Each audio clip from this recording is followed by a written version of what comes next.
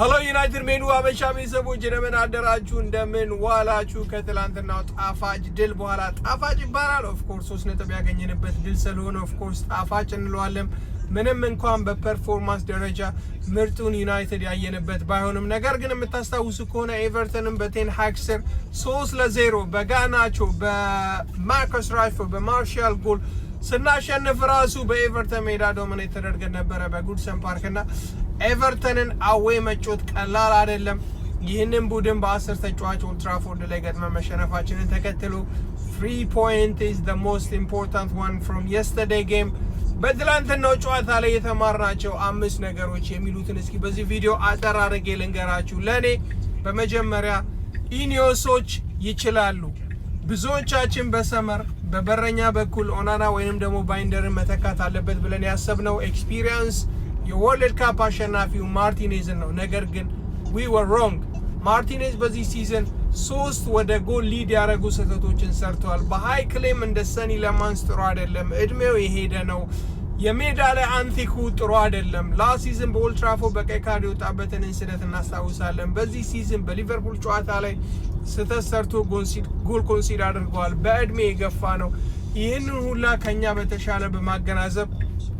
ኢኒዮሶች እዚህ በረኛ ላይ ኢንቨስት ያደረጉበት መንገድ ምርጥ ነው ትላንትና I feel safe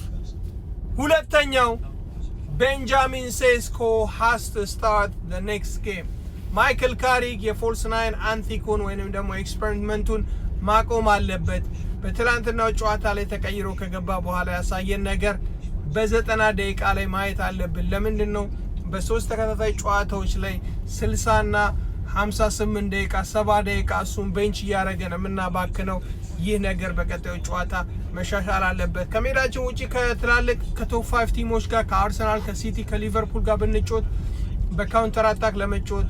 ለስ ቦል ፖዚሽን ይዞ ለመጮት እሱን ቤንች ቢያረገው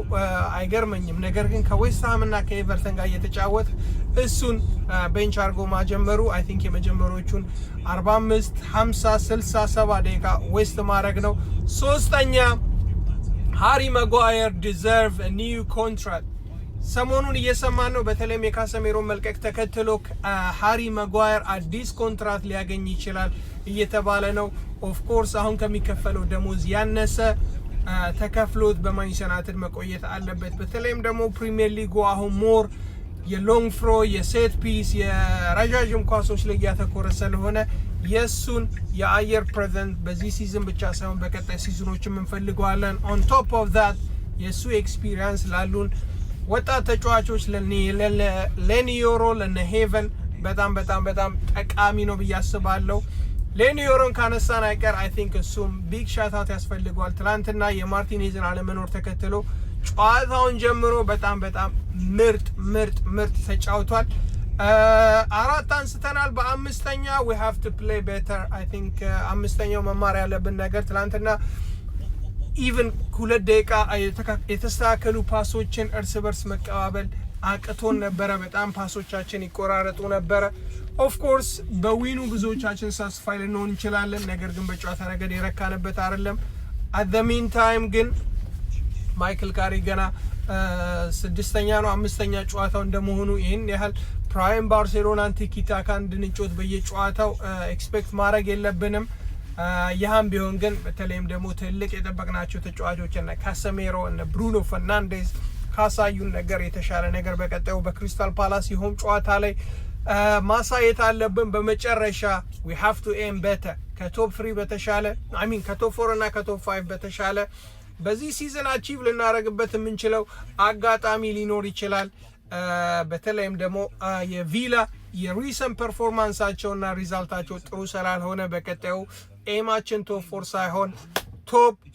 3 መሆን አለበት ብዬ አስባለሁ እናንተ ምን ትላላችሁ በትላንትናው ጨዋታ ላይ ታዘባችሁት ወይንም ደግሞ